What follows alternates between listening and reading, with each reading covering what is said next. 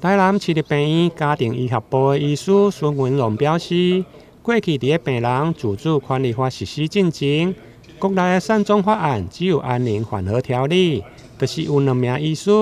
判定已经到生命的尾期，才会用按照病人事先签署的意愿书，或者是家属代签的同意书来剔除卫生的医疗。但要进入生命尾期，对着病人甲家属拢是一大煎熬。现在有病人自主权利法的通过，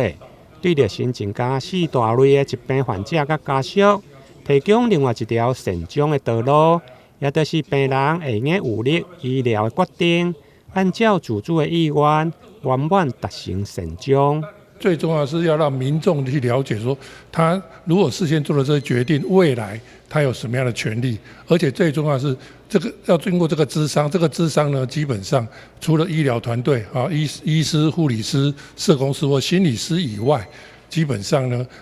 医院人本身最好能够有一个2亲等的家属过来。那为什么要2亲等家属？最主要就是说，因为2亲等家属对，大家可以讨论，也知道说原来这医院人他的想法是什么。那因为我们之前安宁缓和条例呢，最重要就是说，有时候长者他签了这些东西，家人都不知道但是他到了急诊室后已经没有意识了大家也不知道，所以大家都在那边各自的打算还有各种背景的压力啦，所以造成说即使他签了这好像就没有什么用处。那这一次这个新的病人自主权利法，基本上就是说，你家属一起过来，大家一起讨论当然知道说，原来大家的想法是这样。也许家属对他的决定